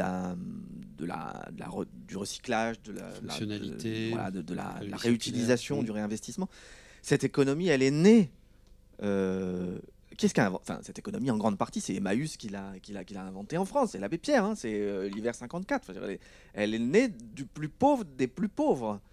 Et ceux qui aujourd'hui la relancent dans cette région, c'est Vitamine T, notamment, qui en font une filière d'insertion. Donc on sait très bien que si on arrive à réconcilier, encore une fois, des managers et des prescripteurs sociaux, comme on les appelle, c'est-à-dire des gens qui vont à un moment donné aussi avoir le réflexe de se dire que Jean-Pierre, il est cassé de chez cassé. Je ne parle pas du vôtre. Hein. Ah ouais, non, il va bien. Alors, pour celles et ceux qui nous écoutent, Jean-Pierre, c'est le prénom du président du World Forum. Ouais. Puis il est juste là et on va conclure avec lui après. Jean-Charles, il est cassé. Ouais, Jean-Charles, voilà. et cette mauvaise habitude qu'on a de se dire, Jean-Charles, il est tellement cassé que l'emploi, c'est pour après-demain, hein, voire après-demain, quoi. Hein, et on a beaucoup de freins à l'emploi à lever. D'obstacles à l'emploi et qu'il faudra quand même déjà qu'on lui trouve un logement, qu'on lui répare son dentier, qu'on lui... Eh ben non, parce que et Vitamine T en est un exemple parfait, ou des expériences nouvelles qu'on mène, même avec un dispositif qui s'appelle Convergence, qui est né sur le canal Saint-Martin, ou avec des expériences de travail à la journée pour des publics qui n'ont jamais travaillé depuis des années, et où on réessaye à la journée, sans savoir si le matin il sera là, le gars. Hein. Mais s'il est là, on lui dit, hop, ok, tu peux travailler 8 heures, et tu auras ton chèque à la fin de la journée, voilà. Et où donc la question de l'emploi n'est plus le terme d'un parcours social fondé de multiples étapes, mais c'est le levier qu'on va mobiliser pour débloquer tout le reste. Aussi. Et donc ça veut dire aussi des managers, des chefs d'entreprise, des boîtes qui prennent ce risque-là, quoi, et qui y croient. Et donc on voit bien que c'est encore une autre alliance, quoi, qui est celle de chefs d'entreprise. Alors, et ça ne doit pas être que uniquement le propre de l'insertion par l'activité économique qui a inventé cette interface. Donc il faudrait que les vitamines T deviennent une espèce de réflexe systématique pour toutes les boîtes qui ont, et je crois que c'est l'objet de la responsabilité d'une économie responsable, quoi. Très bien. Une alliance qui doit faire, où doivent autant bouger le milieu entrepreneurial que les travailleurs sociaux eux-mêmes, et je m'emploie à le faire en permanence. On voit bien que les bougers, ils sont de part et d'autre. C'est pas seulement l'économie qui doit venir au social, c'est aussi le social qu'on doit tirer vers l'emploi. Merci beaucoup. Je vous laisse rejoindre votre rendez-vous. Merci d'être passé par le World Forum. Un grand merci à vous. Mathilde Dury, Vous avez un truc, enfin, vous vous sentez très à l'écoute là de ce qu'on entend jusqu'à maintenant. Je sais pas, un commentaire, une question, une remarque. En vous entendant parler, Rodolphe, je sais pas si vous connaissez l'initiative du réseau Étincelle, qui est un réseau qui a mis en place un cursus de formation de 9 jours pour redonner envie, goût au système, à des décrocheurs, puisque quand vous avez dit qu'il y a plein de jeunes où en fait on ne sait pas les identifier puisqu'ils sont sortis du système scolaire, et ce réseau Étincelle, il existe maintenant depuis plus de 10 ans et il agit sur tout le territoire, voire au-delà des Hauts-de-France, et je vous invite à vous rapprocher de près de cette solution à impact voilà, qui répond un peu aussi à l'enjeu d'aujourd'hui. Alors, vous nous avez fait du teasing tout à l'heure. Le CJD, Centre des jeunes dirigeants, vous travaillez sur ces nécessaires coopérations. Quelles sont les pistes? Quelles sont les propositions concrètes? Alors, le CJD... on rejoint le CJD parce que son entreprise, on veut qu'elle ait un modèle de développement autour de la performance globale, prendre la dimension économique, mais humaine et sociétale, environnementale en compte dans son modèle de développement, en prenant en compte toutes ces parties prenantes. Je vais vous parler rapidement de 4 exemples concrets au CJD qui illustrent la coopération et qui permettent d'innover. La première, on peut dupliquer peut-être. Tout à fait. C'est ce qui nous intéresse. On a beaucoup parlé de la jeunesse et on a lancé, en tout cas, le CJD France, puisque voilà, moi je suis là au nom de Lille, mais il y a un CJD au niveau France, a lancé à l'ensemble des sections un défi fou qui est un JD égale un alternant. Donc voilà, on a 2 mois pour favoriser l'insertion professionnelle et être solidaire par rapport à la jeunesse qui souffre un peu plus sur le marché du travail. On a lancé ce défi fou, un JD, un alternant. Donc c'est du concret. On a rencontré la secrétaire d'État à la jeunesse. On a été rencontrer les écoles. On a créé une plateforme de mise en relation entre les alternants et nos entreprises. Voilà, tout ça en 2 mois, quelque chose d'assez rapide, qui est une solution concrète. Et vous nous donnerez les résultats là, Ouais, alors on n'est pas encore on s'est fixé 1500 alternants d'ici fin octobre. Énorme. On est à 900. Voilà. Très bien. Donc, premier exemple. Idée. Deuxième exemple. Deuxième proposition, exemple, on prend. Ouais. J'ai parlé, la force du CJD, c'est la force du collectif, c'est la force de sa diversité de taille de boîte, je l'ai dit, diversité d'âge, diversité de secteur d'activité. Et on a créé un outil qu'on a appelé le groupe d'aide à la décision, qui permet à tout JD de faire appel à un collectif de jeunes dirigeants pour l'aider à prendre une décision structurante, qu'elle soit offensive ou défensive dans sa boîte. Donc là, c'est bien se réunir en choisissant les compétences qu'on a besoin autour de... pour nous entourer, plutôt extérieur à la boîte pour essayer de prendre la meilleure décision. Si c'est pas de la coopération pour essayer de trouver des solutions, voilà. Et ça existe depuis très longtemps au CJD. Aujourd'hui, il est tourné vers l'interne, mais c'est des outils qui peuvent se dupliquer à l'externe. Troisième exemple. On parle beaucoup d'environnement. Nous, ça fait quelques années qu'on a monté une commission pour aider les entrepreneurs à intégrer davantage d'environnement dans leur boîte. Et donc, cette année, l'étape, ça a été de gamifier un challenge environnement en partenariat avec une boîte du Nord qui s'appelle Énergique pour, par le jeu, en fait, engager davantage les collaborateurs pour que, effectivement, c'est une cause sérieuse, mais on peut utiliser différents moyens pour essayer de... Au départ, c'est un jeu, et après, on prend goût au jeu. Et on peut... Enfin, si celles et ceux qui nous écoutent sont intéressés, ils peuvent... Donc on a lancé...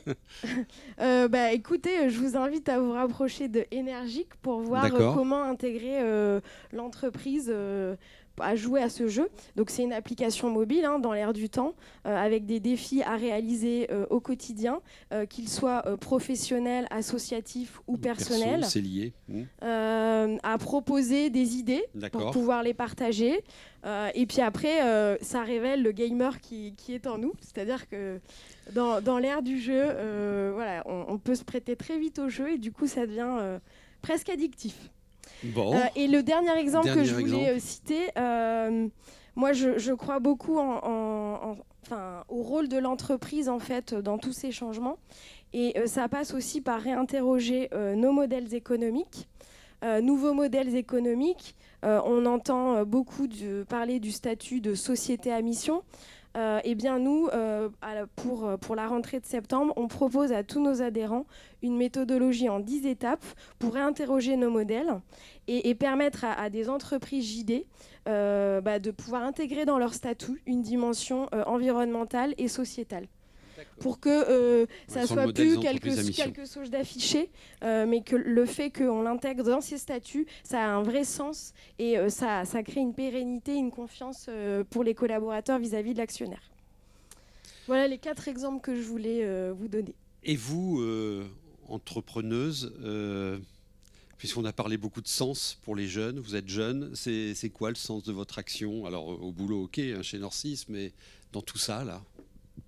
Alors, moi, le réveil que j'ai eu, c'est quand mes enfants, on se baladait dans la rue et qu'ils commençaient à ramasser des mégots. Donc là, je me suis dit, qu'est-ce qui se passe? Moi, à leur âge, je ne ramassais pas de mégots. Ils ont des... Et en fait, elle a commencé à sortir les gants de sa poche, puisqu'à l'école, il leur avait donné des gants, puisqu'ils font des journées environnement régulièrement et qu'ils ramassent des déchets. Donc pour moi, ça a été un vrai électrochoc. Et je pense que les générations futures, elles sont largement au-dessus de nous, adultes, et elles ont tout compris. Et je pense c'est elles qui sont susceptibles de nous influencer davantage et d'accélérer un peu le processus de conduite du changement et d'être vraiment dans l'urgence, quoi. Elle nous oblige. Ouais. Merci beaucoup. Merci Mathilde Dury, présidente du CJD Lille Métropole. Nous allons maintenant arriver à la conclusion de notre World Forum, et on ne conclut jamais au World Forum. Le principe, c'est de formuler des nouvelles propositions. Une première nouvelle proposition. Je vais accueillir Guillaume Delbar, le maire de Roubaix, avec Jean-Pierre Letarte, président du World Forum. Sophie, qui va nous rejoindre également. Venez, venez. Madame, messieurs, je vous en prie, bienvenue. Allez-y. Il y a de la place pour tout le monde.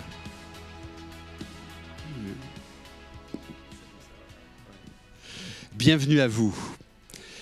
Non, je disais que à chaque fois, on met le couvert sur un World Forum pour penser à la suite. Et plus que jamais, avec cette démarche qui s'est passée aujourd'hui, le boulot va continuer dans les semaines et les mois à venir. Sophie, un projet, une proposition du World Forum.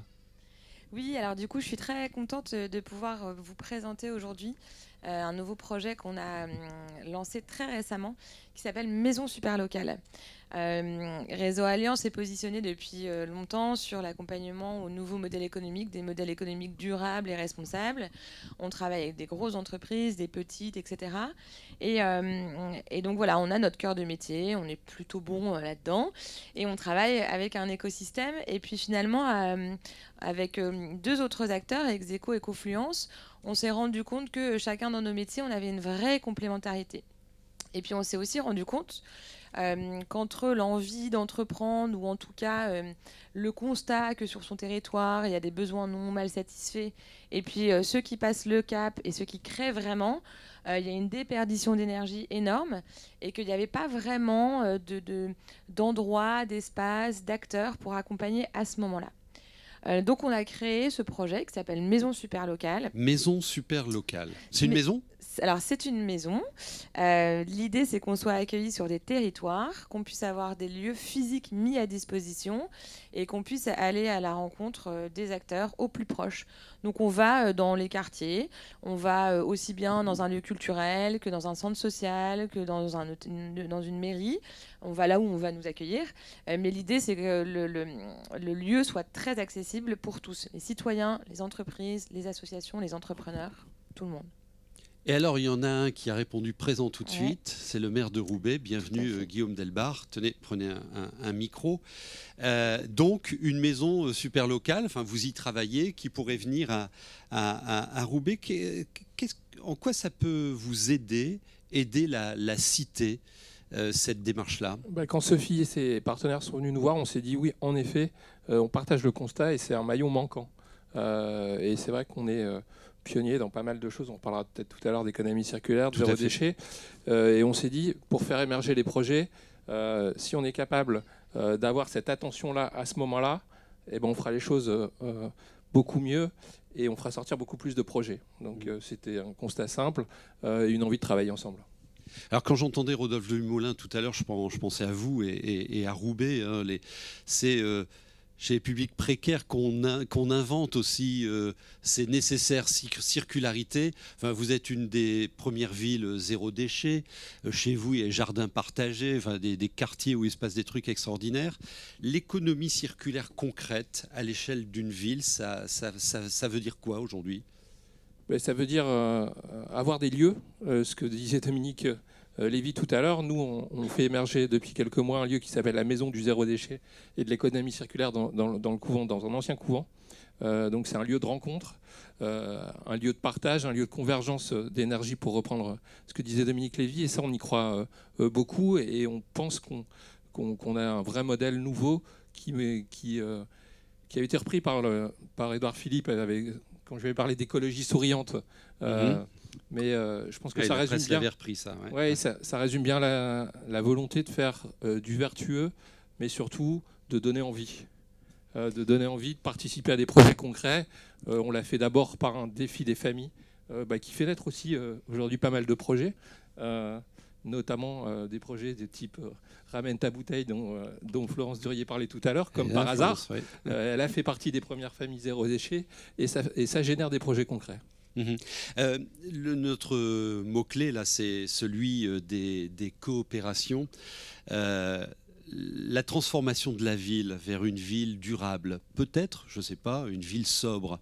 Quelle coopération vous développez, vous? Et je vous pose la question notamment en direction de l'entreprise. Comment vous l'embarquez dans la transformation de la cité?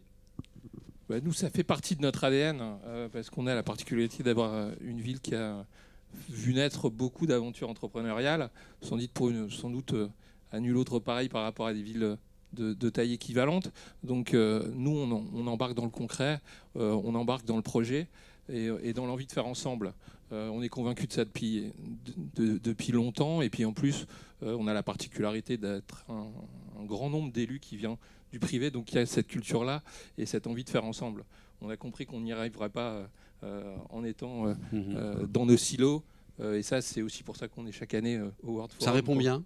Ça répond bien. Et d'ailleurs, j'ai envie de prendre un engagement. Elles répondent bien? Ouais, ça répond très bien. Et j'ai envie de prendre un engagement personnel aussi. Parce que j'ai écouté vos plaidoyers, j'ai écouté les projets. Et moi, j'ai envie de passer une journée pour jouer les facilitateurs et les connecteurs. Aussi bien, très bien. Comme maire de Roubaix. Et vous avez eu Xavier Bertrand comme vice-président de la région en charge de l'innovation sociale. Donc je me dis chiche, on va travailler ensemble sur ces plaidoyers. C'est concret et je crois que ça va produire des choses. Chiche. Alors, Jean-Pierre Le Tartre, on démarre une première maison super locale à Roubaix. Beau projet. Donc, j'ai bien compris, hein, ça va être dans une rue quelque part. Donc oui, on veut... En fait, il y aura 3 étapes. Il y aura une étape qu'on a appelée l'étape de permanence. L'idée, c'est vraiment de rencontrer un maximum d'acteurs et de pouvoir mailler. L'entreprise qui nous dit ça, moi, ça va pas, j'ai pas de réponse à mes besoins. Le citoyen qui nous dit, moi, j'ai envie de faire des choses. L'association qui dit, moi, j'ai envie de changer d'échelle, j'ai envie qu'on me fasse rencontrer des gens et de créer des nouveaux projets. On fait des groupes de travail, on analyse tout ça, on met les gens ensemble. On réalise des études. Donc ça, c'est physique, effectivement, dans la ville. Pendant plusieurs mois, il y a des sonnettes, les gens, ils ont une adresse, ils ont des horaires, ils savent où ils peuvent venir. Ensuite, on fait des études d'opportunité. Une fois qu'on a ces idées, on vérifie que sur le territoire, il y a une vraie opportunité. S'il faut, on dévie un peu, on revoit un peu avec les groupes, mais avec la particularité d'avoir les citoyens dans cette étude d'opportunité. Ça, c'est vraiment important. Et ensuite, quand l'étude d'opportunité est validée, on passe en étude de faisabilité. Donc là, on va accompagner ces projets, ces groupes projets, à devenir des projets à vocation entrepreneuriale, à impact, avec un modèle économique durable et responsable. La méthode, hein, très important. Hein. Vous voulez ajouter un point? Oui, on veut le faire notamment dans le domaine de la rénovation urbaine, puisqu'on est une ville qui est très impliquée dans cette dynamique-là. On aura un budget sur une dizaine d'années 350 millions d'euros. Et il y a un vrai enjeu à transformer et à activer ces dépenses-là pour faire émerger des filières nouvelles. Alors Jean-Pierre Le Tartre, donc une première maison à Roubaix. Il y en aura d'autres? J'espère bien, oui, il y en a d'autres. Il y a d'autres projets en cours, notamment dans la région de Lens, je pense, Sophie, où il y a d'autres projets pour présenter. Mais c'est sûr que le POC qu'on va réaliser à Roubaix va être clé et contribue bien en fait à... Au fond, c'est une magnifique conclusion de ce World Forum, cette maison super locale, parce qu'au fond, depuis le début, on dit que la question aujourd'hui, c'est l'accélération de la mise en œuvre. Et donc, c'est plus le comment et la méthode. Et aujourd'hui, on voit bien, il y a plein de projets qui se passent dans tout le territoire parce que les gens sont sensibilisés à ces questions-là, à une nécessaire transformation. Ce qu'il faut, c'est plus les connecter et les aider à avoir plus d'impact et plus d'effet de levier. Et c'est ça, Maison Super Locale, comme d'autres projets, connexion et impact.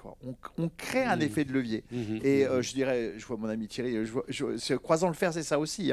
C'est au fond comment on connecte les gens pour leur donner plus d'impact. Et c'est ça qui va contribuer à l'accélération.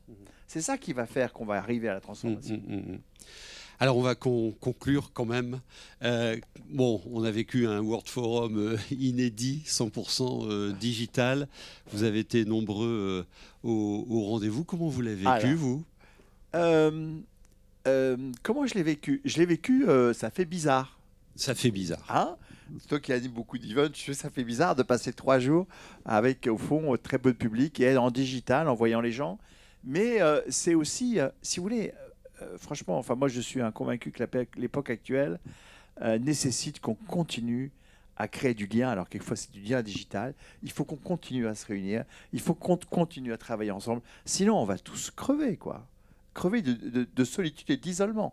Donc ce World Forum, on l'a voulu avec toute l'équipe, on l'a maintenu, on l'a fait en digital, il y a des liens, on voit les gens les écrans, on voit même des gens physiquement, c'est un bonheur, avec des masques, on les voit.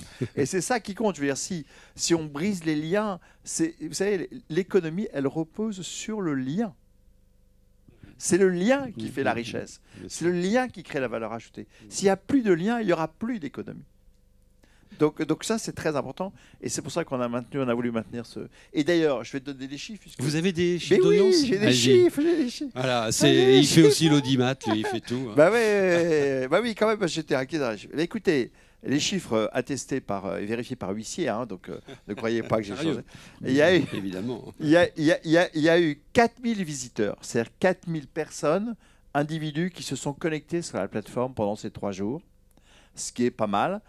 Puisque je pense que historiquement, dans les World Forums, Jean-Pierre, on était environ 4000. C'est ça. Donc 4000 visiteurs. Ouais. Et puis il y a eu un temps fort avec toi, Jean-Michel, c'est quand on était en même temps à la conférence d'ouverture avec Alexandre Mars. Avec Alexandre Mars et avec donc sur Weo et sur la plateforme de la Voix du Nord. Et là, on a eu 60 000 personnes qui se sont connectés ou qui ont regardé sur la télé. Qui ont regardé le programme. Qui ont regardé le programme. Et donc ça, c'est extrêmement...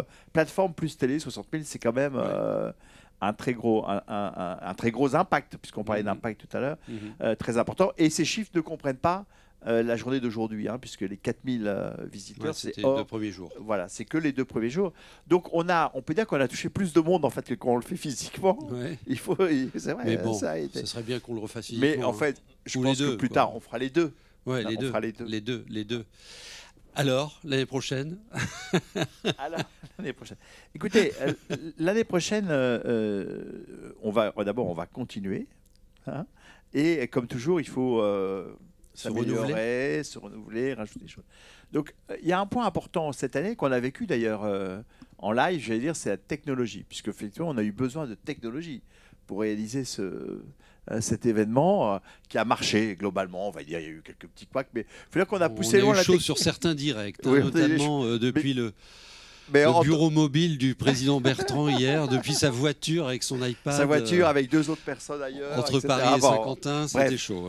Donc on a la technologie. Et vous voyez que toujours dans cette logique de dire comment on fait pour la méthode, l'accélération, on pense que la technologie est un levier important de la transformation.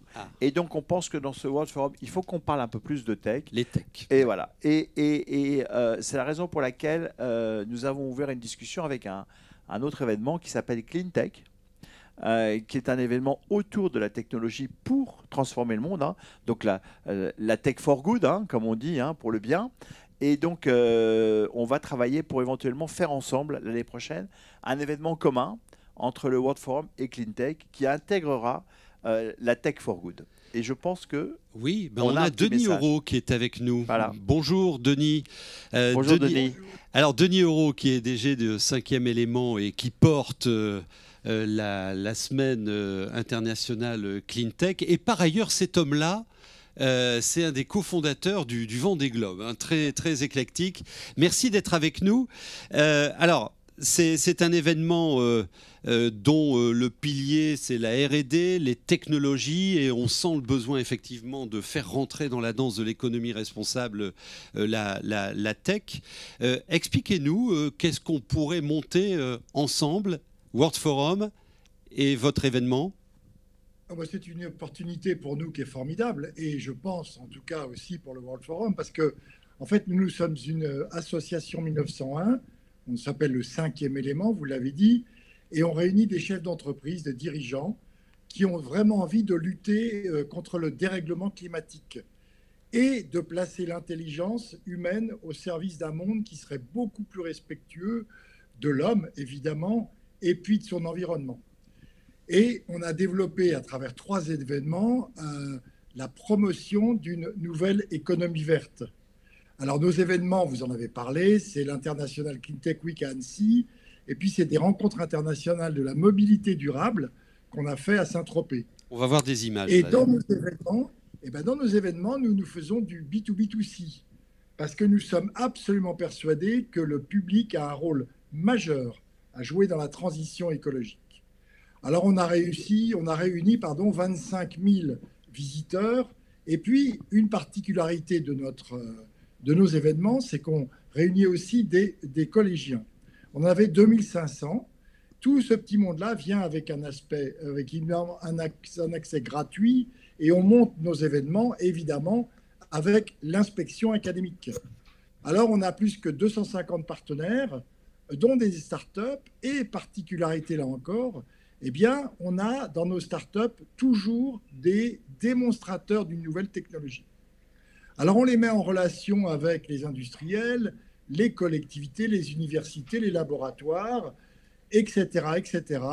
Et on accueille comme ça plus de 15 pays, dont la Chine. Nos événements sont organisés sous le haut patronage du président de la République, mais aussi en collaboration avec l'UE, les régions, les départements, etc., etc. Et donc, nous nous sommes dit, l'année du Covid, c'est une année un peu particulière, vous venez d'en parler. Pourquoi pas rejoindre le World Forum l'année prochaine et commencer à travailler ensemble en amenant notre savoir-faire, entre guillemets, sur l'accueil du public, sur l'animation de programmes scolaires et sur la connexion avec le monde des startups et de la tech. Ce serait une bonne occasion de réunir nos expertises. Vous en avez une très grande sur un certain nombre de domaines. Nous en avons une un peu plus petite, mais quand même efficiente sur d'autres domaines. Mettons-nous ensemble et augmentons notre efficience au bénéfice d'un monde nouveau pour demain. Voilà, c'est ça la réflexion que nous avons commencé à élaborer avec Jean-Pierre et avec tout le monde. Et on ferait ça, et bien sûr, ceci se passerait dans les Hauts-de-France. Bien sûr, évidemment. Donc vous lui dites bienvenue dans les Hauts-de-France. Oui. On avait commencé à discuter avant le Covid, d'ailleurs, pour dire la vérité. On avait déjà eu quelques discussions avant le Covid. Oui, donc, mais ce que vous nous annoncez là tous les deux, ça va le faire. Bah oui, ça va le faire. Faut qu'on Super. bosse, ça va le faire. D'ailleurs, on le dit. Hein. À partir du moment où on l'a dit, on va le faire. À l'important maintenant. Vous êtes où là, Denis?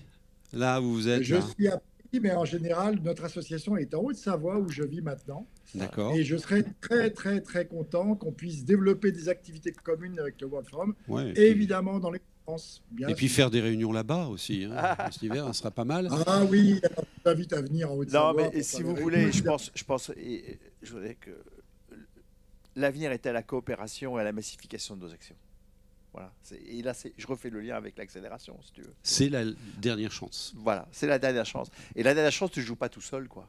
Tu joues avec. Hein, et il y a des initiatives qui sont très complémentaires à celles qu'on a menées. qui peuvent faire des liens avec des connexions aussi de ce qui existe dans la région, parce qu'il y a beaucoup de lieux de tech dans la région, chacun les connaît, donc on peut aussi connecter tout ça. Là, voilà, on fait notre rôle de connecteur, là, dont on parlait, tu vois. Alors un dernier mot, Guillaume Delbar, et on terminera avec vous, Jean-Pierre, bien évidemment. Bon, il faudra qu'il aille faire un petit tour à Roubaix, lui. Hein. Ouais, on va l'inviter dès qu'on peut tous se revoir, et c'est ce que disait Jean-Pierre. On a fait beaucoup de digital. Ça permet de temps en temps d'accélérer les réunions et les projets. Faut le noter. Et on a tous envie de se retrouver dès l'année prochaine et de travailler à un nouvel événement. Donc vous pouvez compter sur nous parce qu'on a très envie de continuer et de changer d'échelle en effet.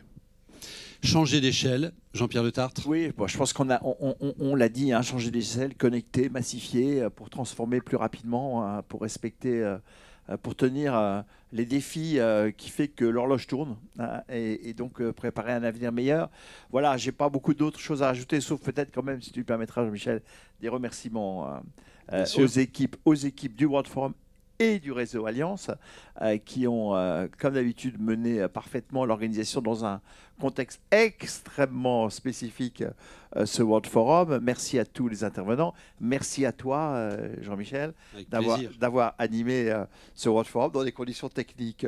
Tu as eu du super et du moins bien. Je pense que la plénière avec Alexandre Marge, je crois que tu as pris beaucoup de plaisir. Celle avec Xavier a été un peu plus compliquée pour des raisons techniques. Donc, j'ai pu voir à ta tête ton taux de stress monter. Donc, merci à tous. Merci à Jean-Pierre aussi, Nacri, qui est là, et je voudrais tout particulièrement le remercier parce que c'est lui qui dirige ce réseau Alliance depuis des années, et lui aussi, pour lui, c'était une année particulière pour lui, mais il a tenu à être là, et je voulais tout particulièrement le remercier. Voilà, donc rendez-vous pour la suite. Nous attendons l'impression des actions là. Hein. Ah ben on va vous les remettre là. La diffusion, je sais pas. Il faut qu'on prévoie un système de diffusion, la mise en œuvre. Bien sûr. Merci bien sûr à tous les partenaires du World Forum fidèles. Alors je vais pas tous les citer, j'en vois quelques-uns là. Pesticide, EDF, Schneider, etc. Il y en a d'autres qui vont pas être contents parce que je ne sais pas citer. Mais ils sont tous là à l'écran. Je les remercie tous. Là aussi. Dans la période actuelle, il faut vouloir faire confiance à un événement. La période n'est pas au budget large, hein, elle est plutôt aux restrictions budgétaires. Et donc ceux qui ont maintenu leur support au World Forum, j'espère qu'ils ont été satisfaits de ces 3 jours. Et je les remercie tout particulièrement en ces années budgétairement beaucoup plus compliquées. Voilà, merci bien, merci à tous. Donc rendez-vous pour la suite, puisque le World Forum, c'est toute l'année, en fait. C'est toute l'année. Avec le réseau Alliance. Merci à et tous. Vous avez à disposition sur la plateforme, sur le site du World Forum, l'ensemble des replays des séances de ces 3 jours. Donc profitez-en, diffusez-les autour de vous, dans votre boîte, votre asso, votre ville, partout. C'est fait pour ça, c'est inspirant et c'est apprenant. Et aussi un merci à l'équipe technique là, qui s'est donnée là, pendant des jours et des nuits pour vous servir, tout simplement. Merci à vous et à très bientôt.